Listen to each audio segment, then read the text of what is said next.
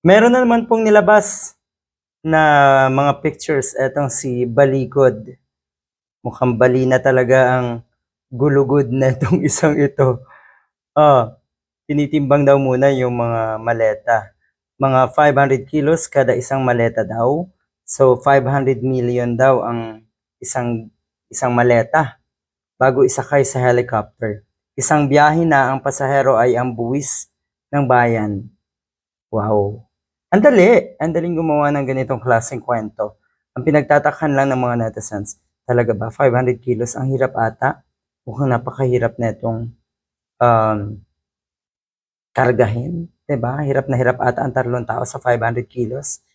Oh, ayan, bago daw nga isakay sa helicopter, kailangang timbangin. At ang pasahero daw ng helicopter ay ang buwis ng taong bayan. Tignan natin ha. Tignan natin kung ano yung masasabi ng mga kababayan natin. Ako'y naniniwala sa sinabi ng isa, madali lang mag-picture. Yan, kahit sino pwede. Ang question dyan, ano ang laman? Wala namang katibayan na pera ang laman. Wala rin lalong katibayan na tumanggap talaga.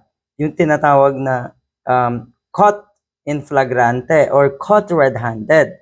Kung sino man yung tumanggap. Wala naman. Nagda-drop lang kayo ng names, mga gunggong kayo, tapos ano, ang mga diehard, ang mga DDS, lang ang naniniwala. Hmm. Hmm. Sabi niya, may press con kasi dati atong si Sara Duterte.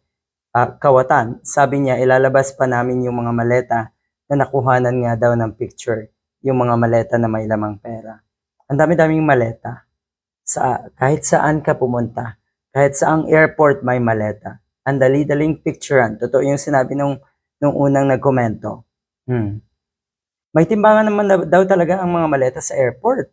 Sana may binuksan man lang kayong kahit isang maleta para makita yung laman. Ang lala, no? Ang lala na itong mga diehard. Ang pinakamasaklap dyan, yung mga naniniwala. Ikaw, meron ka bang katabi? Tao sa paligid mo na naniniwala sa ganito? Naku, siguradong nakakasok ka na kung iisipin na may naniniwala. Ang sabi ng isa bilang abogado, dapat daw alam na itong si Baligod na walang saysay ang larawan ng mga maletang yan bilang ebidensya nga daw sa korte. Kahit sa ang korte daw sa Pilipinas, hindi magiging sapat at katanggap-tanggap yung ganito na kuno ay patunay o resibo ng pagnanakaw o katiwalian. Sa preliminary investigation pa lang, talagang wala na to. Talagang ligwak na ito. Madidismiss agad. Kung seryoso ang aligasyon, kailangan malinaw yung sinasabing ebidensya nila. Actual na video ng pag-abot ng pera, actual na video ng pagtanggap ni ganito at ni ganire. Ganun kasimple.